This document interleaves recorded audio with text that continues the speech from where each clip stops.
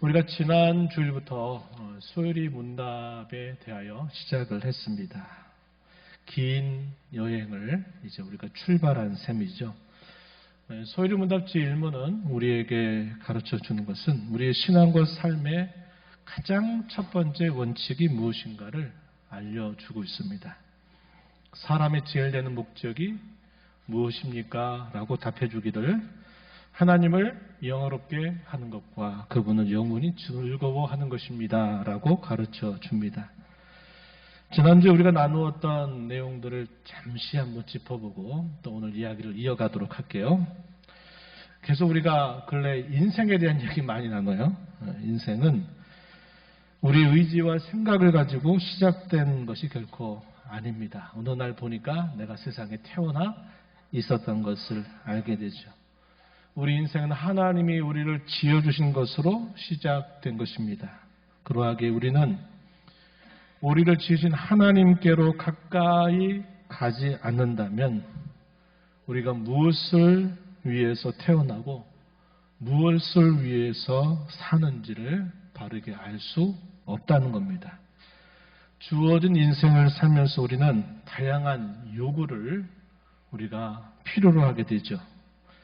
또 무엇인가 이루기 위해서 다양한 욕구를 또 가지기도 합니다.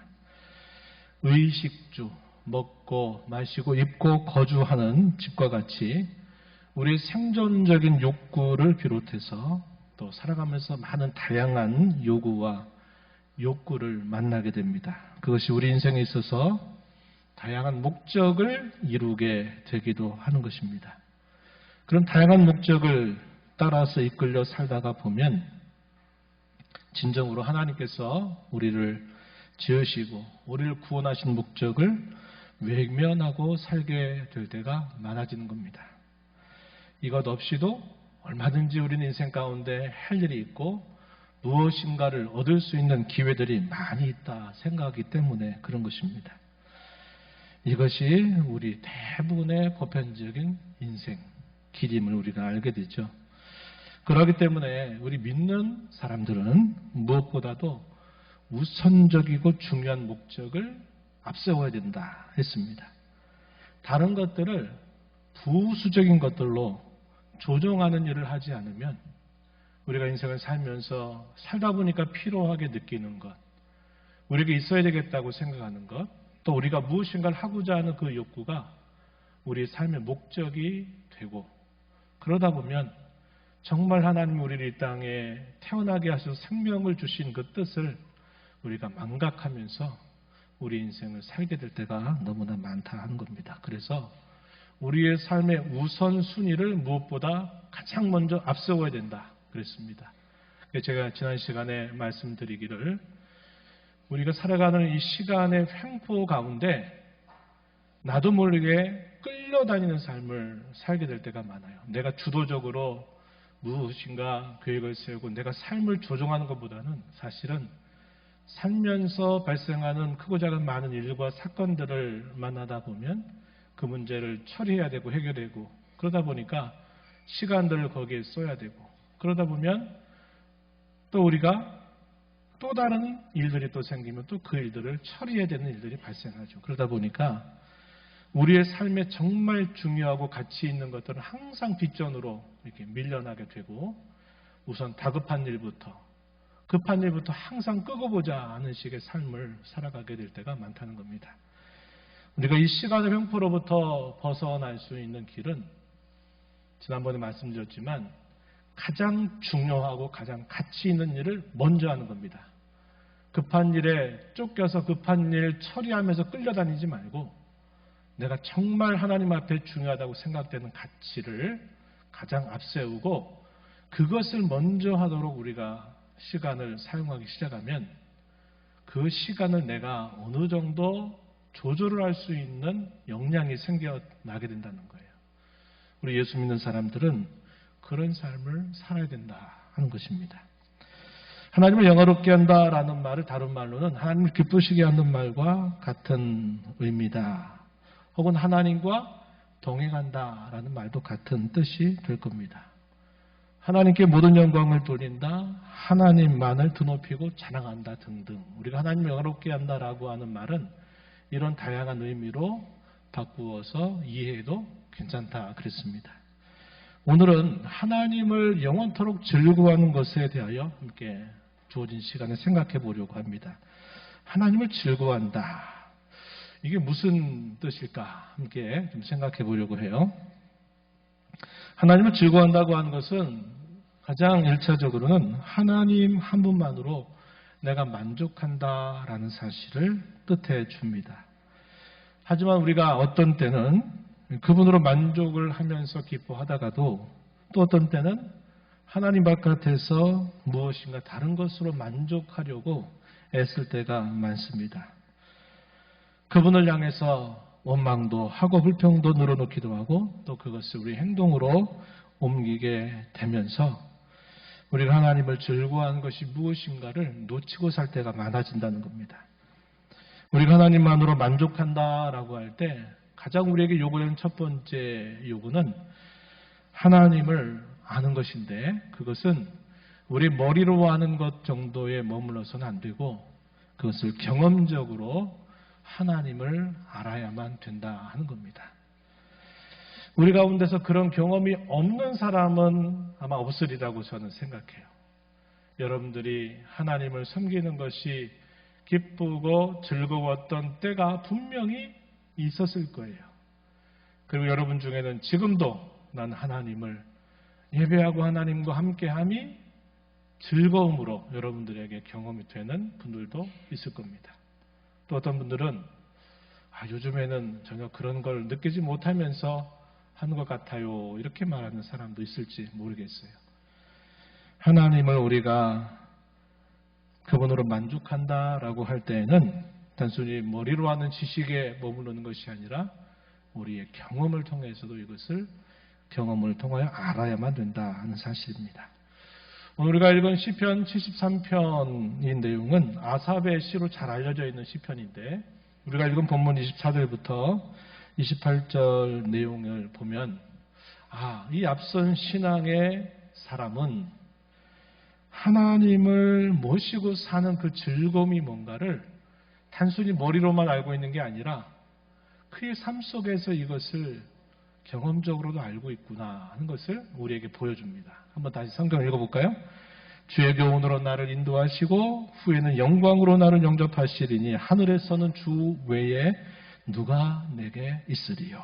땅에서는 주밖에 내가 사모할 리 없나이다. 내 육체와 마음은 쇠약하나 하나님은 내 마음의 반석이시요 영원한 분기시시라. 하나님을 가까이 함이 내게 복이라. 내가 주 여호와를 나의 피난처로 삼아 주의 모든 행적을 전파하리이다. 똑같은 인생을 살아가는데 이 시편에서 고백하는 앞선 성도는 하늘에서나 땅에서나 나는 주님밖에 없습니다. 나는 주님만 사모합니다. 내 마음과 육체는 연약해지고 쇠약해지지만 하나님이 내 마음의 반석이 되시고 영원한 분깃이 되십니다. 주님을 가까이 하는 것이 나에게는 행복입니다. 즐거움입니다. 복입니다. 라고 이렇게 고백하고 있는 거예요. 도대체 무슨 비밀이기 때문에 그럴까요? 경험적으로 그것을 알고 있기 때문에 그러하다 하는 겁니다. 즐거워한다라는 이 말의 의미는요, 여러 가지로 생각해 볼 수 있겠는데, 대상이 무엇이냐, 혹은 누구냐에 따라서 즐거워하는 방식이 다르다는 건 우리가 잘 알고 있는 부분입니다. 예를 들어 볼까요? 예술을 하는 사람, 예술도 너무 분야가 많지만, 예술을 하는 사람은 그 예술적인 어떤 완성도를 높이는 것을 통해서 그의 희락과 기쁨과 즐거움을 거기서부터 얻는 거예요. 밤을 새서 작품을 완성하고 잠을 안 자고 먹는 것을 끊으면서조차 뭔가 자기가 그 작품 활동을 해서 뭔가 자기가 원하는 어떤 모양이 만들어지게 될 때, 어떤 결과물이 나오게 될 때 그 사람은 그것으로 기뻐하고 거기서부터 삶의 만족을 얻게 돼 있죠. 조금 사실은 쉽지 않은 이야기지만 공부를 즐거워하는 사람이 있어요. 우리 여기 어린 성도들에게는 목사님 무슨 말씀이에요? 아마 그럴 텐데, 공부를 즐거워하는 사람은 공부를 하는 걸 통해서 그 사람이 즐거움과 기쁨을 얻어요. 그 세계를 경험하지 않는 사람은 어떻게 볼까요? 아유, 공부하는 것처럼 지겨운 게 어디 있다고. 빨리 학생 졸업하고 빨리 어른 됐으면 좋겠다. 공부 안 하고 좀 사는 세상에 살고 싶다. 이렇게 말할 거예요. 이게 뭐냐면 내가 어떠한 대상을 내가 좋아하고 기뻐하느냐에 따라서 그것으로부터 얻는 기쁨이나 즐거움이 달라지게 돼 있다는 겁니다. 스포츠를 좋아하는 사람은 또 어떨까요? 맨날 이렇게 힘들게 뭐 이렇게 애를 쓰고 땀을 흘리고 온몸이 젖고 아유 또 샤워하고 또 일한다고 또 열심히 한다고 아이고 지겹고 힘들어. 그런데 그 스포츠 하는 사람들은 그걸 통해서 자기가 얻는 그 목표를 다다르게 될 때 그것으로부터 얻는 기쁨이 자기에게 있기 때문에 그런 모든 것들을 다 감내하고 하는 거죠. 이와 같이 우리 사람이 어떤 대상을 즐거워하느냐에 따라서 그 즐거워하는 모습이 달라지게 되어 있다는 겁니다. 우리를 지으신 하나님을 알고 하나님을 우리가 즐거워하게 되면 그분이 원하시는 것 안에서 우리는 진정한 기쁨을 얻고 만족을 얻을 수 있게 되는 것입니다. 이 시편 기자는 우리에게 그것을 말해주고 있는 것이다 하는 것이죠. 그렇다면 하나님을 즐거워하는 방법들 어떤 게 있을까? 몇 가지로 정리해봤는데 4가지 정도를 적어봤어요. 첫 번째는 하나님의 영광을 바라봄으로써 우리가 하나님을 즐거워할 수 있다 하는 겁니다. 거기 로마서 5장 1절부터 4절 말씀, 유명한 구절이니까 우리 함께 소리내서 읽어볼까요? 읽어보겠습니다. 시작. 그러므로 우리가 믿음으로 의롭다 하심을 받았으니 우리 주 예수 그리스도로 말미암아 하나님과 화평을 누리자. 또한 그로 말미암아 우리가 믿음으로 서 있는 이 은혜에 들어감을 얻었으며 하나님의 영광을 바라고 즐거워하느니라. 다만 이뿐 아니라 우리가 환난 중에도 즐거워하나니 이는 환난은 인내를, 인내는 연단을, 연단은 소망을 이루는 줄 알미로다. 아멘. 이 말씀에 보면요, 1절 한번 봐보세요. 믿음으로 의롭다 하심을 받았다라는 말은 시제적으로 언제입니까? 과거입니까? 현재입니까? 미래입니까? 어려워요? 질문이 어려워요? 이게 이미 된 일이에요? 앞으로 될 일이에요? 되고 있는 일이에요? 이미 된 일이잖아요. 여기 표현이 그렇게 되어 있잖아요. 얻었으니 이렇게 표현되어 있잖아요. 하심을 받았으니 주 예수 그리스도로 말미암아 하나님과 화평을 누리자 그랬습니다. 우리가 믿음으로 의롭다함을 받은 이 사실은 이미 과거에 이루어진 일입니다. 2절의 끝부분에 가서 보면요, 하나님의 영광을 바라고 즐거워한다 하는 이 말의 의미는 어디에 속해 있을까요? 바라고 즐거워한다. 미래에 가까운 시제였죠. 그죠? 그러면 3절로부터 4절에 있는 말씀, 우리가 환난 중에도 즐거워하는데 그 이유는 환난은 인내를, 인내는 연단을. 여기 연단이란 말은 성품이란 말로 바꿔서 이해하면 좋아요. 성품. 인내는 성품을, 성품은 소망을 이루는 줄 안다. 이미 과거에 믿음으로 의롭다함을 얻었고 하나님의 영광을 바라고 즐거워하는 미래에 속한 일, 과거와 미래 사이 현재를 채우는 일들이 어떤 것인가 소개해주는 말씀이 3절이라는 거예요. 아까 오전에 그런 말씀을 나눴습니다만 어려움과 역경과 환난 중에도 우리는 즐거워한다는 거예요. 언제를, 현재를, 지금을. 왜냐? 환난은 인내를 만들어 주고 인내는 우리의 성품을 다듬어 주고 우리의 성품이 마침내는 소망을 이루게 된다. 우리가 이 땅에 살아가는 현재적인 삶 속에서 있게 되는 여러 다양한 일들과 그 유익이 무엇인가를 이 로마서는 우리에게 가르쳐주고 있다 하는 겁니다. 우리는 하나님의 영광을 바라보는 거예요. 이미 우리에게 주어진 일도 있고 우리가 받은 은총도 크지만 하나님이 약속하신 장래에 우리에게 주실 그 찬란함과 그 영광을 내가 오늘도 바라보고 그것을 기대하고 소망하면서 살아가는 것. 이것이 하나님을 즐거워하는 것의 방법이다. 두 번째는 하나님만으로 만족하는 것. 아까 가장 첫 번째 그런 이야기를 나눴습니다. 하나님만으로 만족함으로써 우리는 하나님을 즐거워할 수 있다는 겁니다. 고린도후서 3장 4절 5절 말씀 한번 보세요. 우리가 그리스도로 말미암아 하나님을 향하여 이 같은 확신이 있으니 우리가 무슨 일이든지 우리에게서 난 것 같이 스스로 만족할 것이 아니니 우리의 만족은 오직 하나님으로부터 나느니라. 우리의 만족은 오직 하나님으로부터 난다. 하나님만으로 만족한다. 이런 사실도 우리에게 가르쳐주죠. 시편 131편 1절과 2절 말씀 한번 우리 읽어볼까요? 읽어보겠습니다. 여호와여 내 마음이 교만하지 아니하고 내 눈이 오만하지 아니하오며 내가 큰 일과 감당하지 못할 놀라운 일을 하려고 힘쓰지 아니하나이다. 실로 내가 내 영혼으로 고요하고 평온하게 하기를 젖된 아이가 그의 어머니 품에 있음 같게 하였나니 내 영혼이 젖된 아이와 같도다. 아멘. 다윗의 시편에 해당되는 말씀인데 이 말씀을 보면 이렇게 말합니다. 내가 큰 일과 감당하지 못할 놀라운 일을 하려고 힘쓰지 아니하겠습니다. 이렇게 말합니다. 그가 바라고 기뻐하고 좋아하는 것이 무엇인가? 그 다음에 내용에 소개됩니다. 실로 내가 내 영혼으로 고요하고 평온하게 하기를 젖된 아이가 그의 어머니 품에 있음 같게 하였나니 내 영혼이 젖된 아이와 같도다. 갓난아기가 배가 고파서 막 울었어요.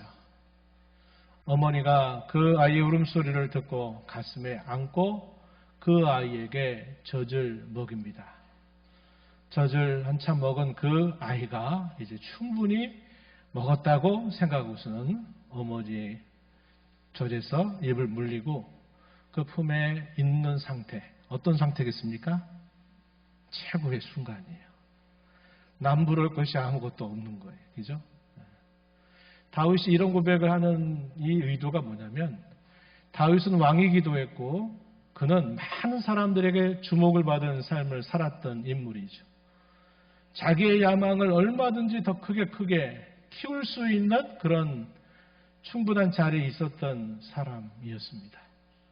그러나 다윗은 내가 큰 일과 감당하지 못할 일들을 내가 힘쓰지 않겠다라는 말은 내가 내 야망과 내 목표와 내 어떤 기대를 가지고 내가 뭔가 하고 싶은 일들을 이루기 위해서 내가 거기에 뭔가를 해보겠다라는 자세보다도 나는 마치 갓난아기가 어머니의 젖을 충분히 먹고 그 품에 안겨서 평온하고 안식하고 만족해하는 것처럼 나는 하나님 안에서 나는 하나님이 주신 것으로 기뻐하고 만족하기를 나는 소원합니다. 이걸 말하는 거예요. 이 표현이 놀랍죠. 우리가 무엇인가 막 바쁘고 또 분방하게 뭔가를 하고 막 뭔가를 이루고 막 열심을 막 내는데 그게 나중에 보면 주님의 일과 상관없이 내가 하고자 하는 일들을 막 뭘 하다 보니까 무리수가 많이 생긴 겁니다. 문제가 많이 생겨나요. 그럼 그거 뒤치다거리 하기도 힘들어질 때가 많은 겁니다. 다윗은 나는 그런 일을 하려고 힘쓰지 않겠습니다. 나는 오직 주님 안에서 마치 젖된 아이가 그 어머니의 품에서 만족하는 것처럼 나는 주님만으로 나는 만족하고 기뻐하겠습니다. 이런 고백을 하는 거예요. 우리 신앙인이 어떤 마음을 가져야 될까를 이 시편은 우리에게 잘 가르쳐주고 있는 것입니다. 세 번째는 말씀에 의지하고 순종하는 것 함으로써 우리는 하나님을 즐거워하고 네 번째는 그에 이어서 그분의 뜻을 행함으로써 우리는 하나님을 즐거워할 수 있다 하는 겁니다. 이 부분들을 여러분들이 한번 잘 정리해 보시기 바라요. 하나님을 기뻐한다, 하나님을 즐거워한다 하는 이 의미가 무엇인가를 여러분들이 잘 정리해서 여러분들이 이러한 것들이 신앙생활하면서 잘 갖추어지도록 여러분들이 애를 쓰셔야 하고 사모해야 합니다. 이게 안 되면요, 이게 안 되면 항상 외적인 것에 흔들려요. 항상 흔들리게 돼 있어요. 조그만 일에도 마음이 바꿔잡을 수 없이 움직이고 요동하는 일들을 겪게 될 겁니다. 다윗이 그 수많은 훈련과 연단의 시간들, 무고한 고난의 시간들, 또 상식적으로는 이해가 되지 않는 많은 일들을 겪었을 때 그는 항상 자기가 무엇인가를 해보려고 야망을 키우고 뭔가를 만들어가지고 어떻게 해보려고 하는 태도를 갖기보다는 항상 하나님께 그 모든 것들을 맡겨드려요. 하나님의 처분에 맡기는 자세를 갖습니다. 그리고 하나님을 찾아요. 그러면서 흐르는 시간 속에서 어떤 결과가 나옵니까? 하나님이 하나하나 정돈을 해주세요. 그의 원수들은 결국 잠잠하게 하시고 그를 다시 높이시죠. 하나님은 그렇게 다윗을 이끌어 가셨던 것을 기억합니다. 오늘 우리도 마찬가지여야 한다 하는 거예요. 그렇다면 하나님을 영화롭게 하는 것과 그분을 즐거워하는 것이 어떤 관계가 있을까 한번 생각해 보면 이렇게 말할 수 있을 것 같아요. 뗄 수 없는 관계다. 그리고 균형을 잘 이루어야 되겠다. 여러분들에게 이렇게 소개를 해드립니다. 하나님을 영화롭게 한다라는 것은 저와 여러분의 말과 행위와 삶이 하나님께 영광이 되도록, 그분께 영광을 돌리도록, 하나님을 기쁘시게 해드리도록 내가 무엇인가를 힘쓰는 것과 관련이 된다면 하나님을 즐거워한다라는 것은 하나님 자신을 향한 우리의 마음가짐과 우리의 태도가 그분을 기뻐하고 그분을 좋아하고 그분을 즐거워하는 것이다. 이렇게 말할 수 있겠습니다. 그래서 하나님께 영광을 돌리는 것은 어떻게 보면 외적으로 우리가 나타나는 모습에 가깝다면 하나님을 즐거워하는 것은 우리의 내면적인 어떤 상태, 이것에 관련이 깊은 것이고 하나님을 영화롭게 하는 것이 동적인 것이라면 하나님을 기뻐하는 것은 정적인 것이다. 이렇게 생각해 볼 수 있고 또 하나님을 영화롭게 하는 것이 우리의 행위와 관련이 깊다면 하나님을 즐거워하는 것은 곧 우리 자신의 그 본래 모습, 그 존재와 더 가까운 의미로 우리가 비유할 수 있겠다. 이렇게 생각할 수 있다는 겁니다. 일을 많이 하다 보면요. 어떤 상태가 언제 옵니까? 완전히 넉다운되는, 번아웃 돼버리는 그런 영적인 어떤 고갈 상태를 느낄 수 있어요. 이런 일들이 교회 가운데 여러 일들을 감당하는 많은 성도들에게 흔히 있을 수 있는 일입니다. 어떤 면이 균형이 갖추어져야 되냐면 하나님과 깊이 교제하고 하나님을 즐거워하고 그분 안에서 내가 만족하고 그분이 약속하신 것을 바라보고 하는 이런 면들이 우리에게 균형을 이루지 않게 되고 일을 많이 하게 되면 어느 순간 딱 모든 것들을 다 멈춰 서버리고 싶은 그 순간이 우리에게 찾아와요. 그래서 우리는 이 균형을 가지고 있어요. 균형. 하나님과 나와의 어떤 그 관계에서 내가 하나님을 즐거워하고 기뻐하고 그분 안에서 내가 만족을 얻는 이런 훈련이 잘 준비가 되면 이게 균형을 이루는 거예요. 균형을 이루게 돼요. 그래서 우리가 이런 관계들을 이런 방식으로 이해하면 좋겠다 하는 겁니다. 결론을 맺어요. 하나님을 기뻐하는 것은 그분을 영화롭게 한 것과 함께 우리 인생의 목적이 된다 하는 것을 우리는 생각해 보았습니다. 하나님을 즐거워한다는 것, 우리가 몇 가지로 생각을 해봤는데 여러분 다시 한번 마음에 잘 되새기시기를 바라고 한 해가 기울어 가게 되는 이 시점에 이런 면에 있어서 또 좋은 신앙의 진보가 우리 모두에게 함께 있기를 진심으로 바라는 마음입니다. 기뻐하는 것, 기쁨, 이것은 성경의 큰 주제가 되기도 해요. 그래서 성경은 신령한 기쁨, 신령한 만족 이런 부분들을 대단히 강조하고 있습니다. 복음서의 기록을 보게 되면 이 복음서에서 기쁨을 우리에게 소개해주는 내용들이 소개가 되고 또 다른 복음 가운데 특별히 요한복음 같은 경우에는 기쁨의 충만 이것을 또 강조해 주기도 합니다. 바울 사도는 감옥에 있으면서도 빌립보 보서를 통해서 기쁨을 그들에게 촉구하는 메시지를 전달하기도 했죠. 자기 안에 그런 기쁨이 없다면 그걸 말할 수 없었을 것입니다. 고난 가운데서도 기뻐하는 것, 베드로 사도는 그의 서신에서 그것을 말해줘요. 또 야고보서는 우리의 신앙의 실천을 통해서 얻는 기쁨을 우리에게 소개해 줍니다. 요한계시록은 구원받은 자의 신령하고도 참된 기쁨이 무엇인가를 메시지를 통해서 우리에게 소개해 주기도 해요. 그래서 성경은 우리에게 이 신령한 기쁨, 하나님 우리에게 주신 이 기쁨을 여러 다방면으로 말씀해 주고 있는데 우리가 이런 기쁨을 신앙생활하면서 늘 이런 기쁨을 간직하고 이런 기쁨을 가지고 우리가 하나님을 섬겨가는 것이 대단히 중요합니다. 그것이 우리가 금방 지치지 않고 흔들리지 않고 굳세게 서가는 아주 좋은 양분이 되기 때문에 그런 것입니다. 이 소리문답 제1문을 다시 한번 돌아보면서 이러한 신앙의 내용들을 잘 점검해서 남은 생에 주님 앞에 주님을 영화롭게 하고 그분만을 즐거워하는 복된 삶을 살아가는 모두가 되기를 축복합니다. 하나님 아버지 감사합니다.